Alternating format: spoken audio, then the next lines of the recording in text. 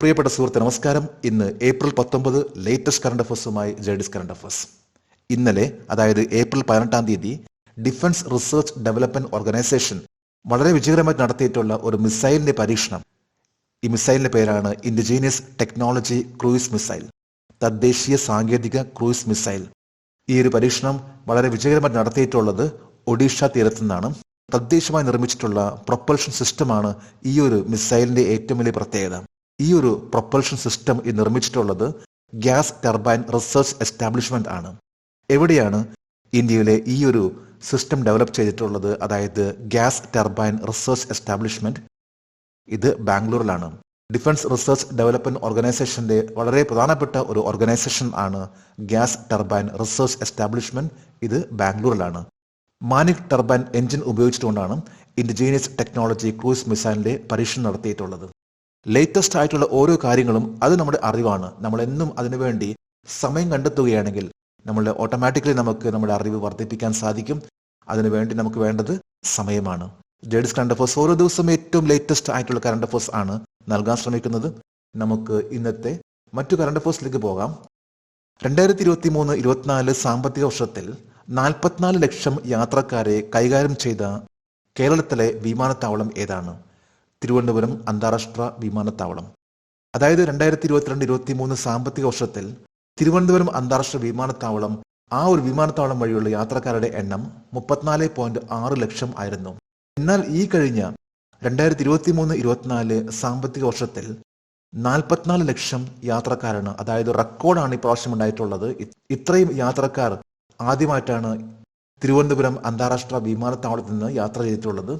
ഇതിൽ 24.2 ലക്ഷം ഡൊമസ്റ്റിക് ട്രാവലേഴ്സും, അതായത് ആഭ്യന്തര യാത്രക്കാരും, 19.8 ലക്ഷം രാജ്യാന്തര യാത്രക്കാരുമാണ്. ഏറ്റവും കൂടുതൽ ഷാർജയിലേക്കും അതുപോലെ തന്നെ ഇന്ത്യയിലാണെങ്കിൽ ഏറ്റവും കൂടുതൽ ബാംഗ്ലൂരിലേക്കുള്ള യാത്രയായിരുന്നു.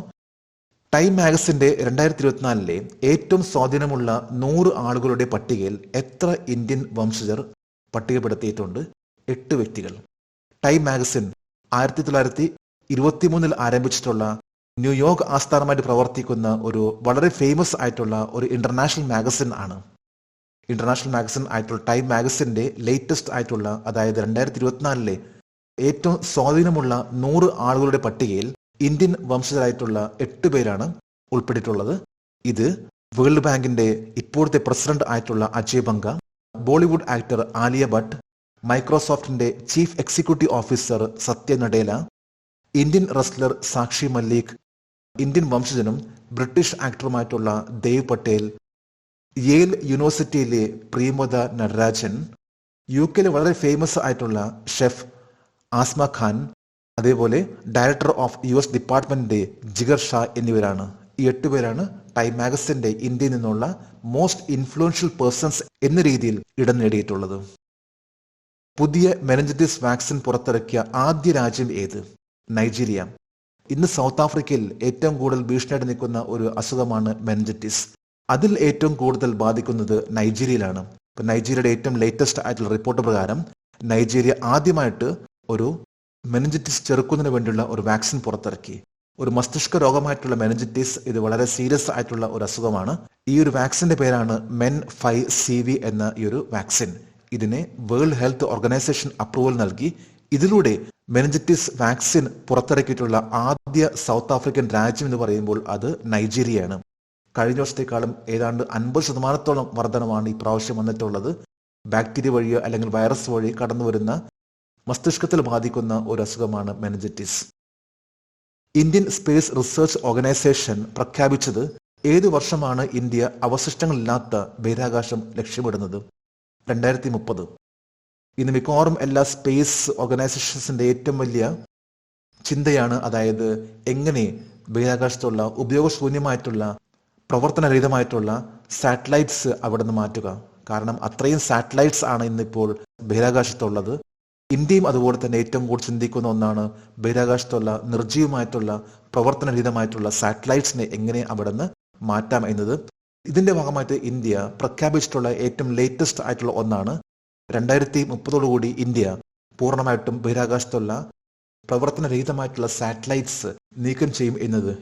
ഇന്നിപ്പോൾ ഇന്ത്യക്ക് 54 സ്പേസ് ക്രാഫ്റ്റ് ആണ് ഭ്രമണത്തിൽ ഉള്ളത്.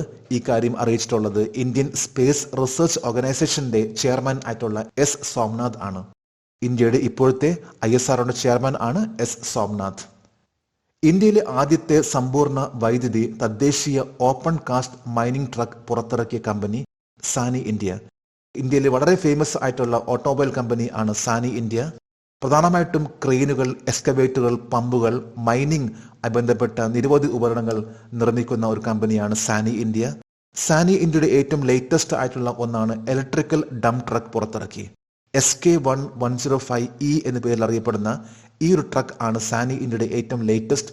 പൂർണ്ണമായിട്ടും ഇലക്ട്രിക്കൽ പ്രവർത്തിക്കുന്ന ഈ ഒരു ട്രക്ക് ഇത് മറ്റൊരു ഉയർച്ചയാണ് സാനി ഇന്ത്യക്ക് ഈ ഒരു മേഖലയിൽ.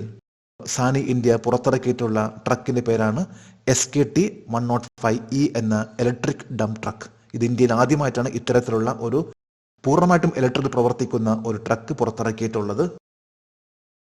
2024 സ്കൈ ട്രാക്സ് വേൾഡ് എയർപോർട്ട് അവാർഡിൽ ഇന്ത്യയിലെയും ദക്ഷിണേഷ്യയിലെയും ഏറ്റവും മികച്ച പ്രാദേശിക വിമാനത്താവളമായി തിരഞ്ഞെടുക്കപ്പെട്ട അന്താരാഷ്ട്ര വിമാനത്താവളം ഏതാണ്? Kempegowda international airport. ബാംഗ്ലൂരിൽ പ്രവർത്തിക്കുന്ന കെമ്പഗൌഡ ഇന്റർനാഷണൽ എയർപോർട്ട് ആണ് ഇന്നിപ്പോൾ ഇന്ത്യയിലും അതുപോലെ തന്നെ സൗത്ത് ഏഷ്യയിലും ഏറ്റവും ബെസ്റ്റ് റീജിയണൽ എയർപോർട്ട് എന്ന കാറ്റഗറിയിൽ അവാർഡ് നേടിയിട്ടുള്ളത്. ഈ അവാർഡിന്റെ പേരാണ് sky tracks world airport award.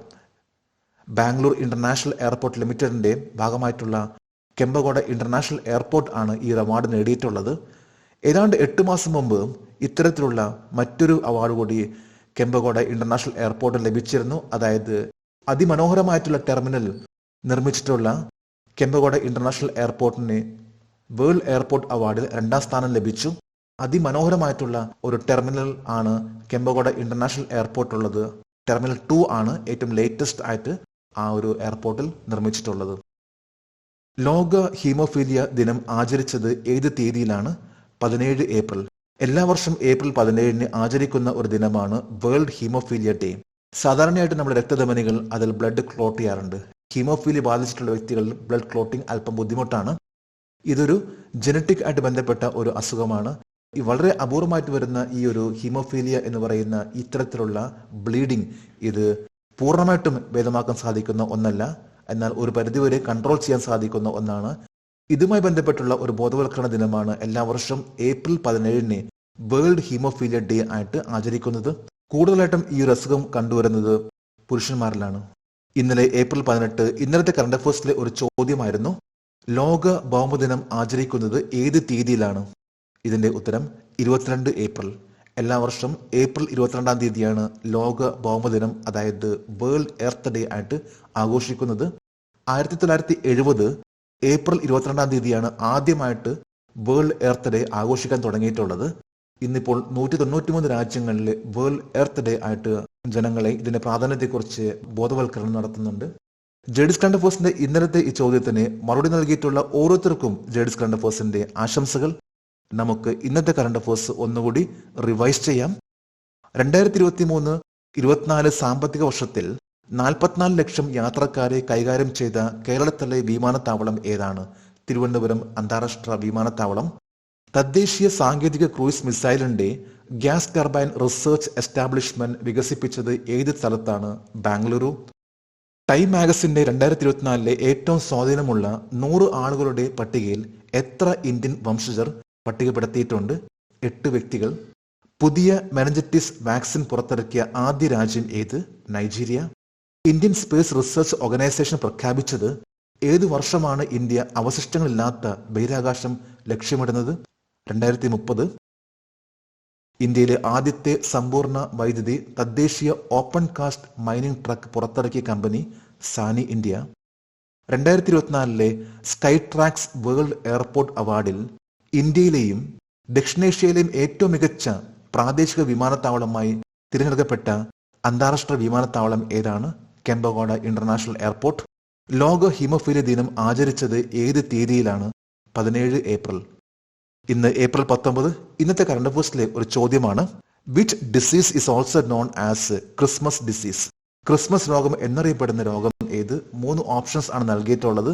ഈ ചോദ്യത്തിന്റെ ഉത്തരം അറിയാമെങ്കിൽ ഇന്നത്തെ കറണ്ട് അഫയേഴ്സിന്റെ കമന്റ് ബോക്സിൽ രേഖപ്പെടുത്താൻ അഭ്യർത്ഥിക്കുന്നു. നാളത്തെ കറണ്ട് അഫയേഴ്സിൽ ഇതിന്റെ ഉത്തരം ഉണ്ടായിരിക്കും.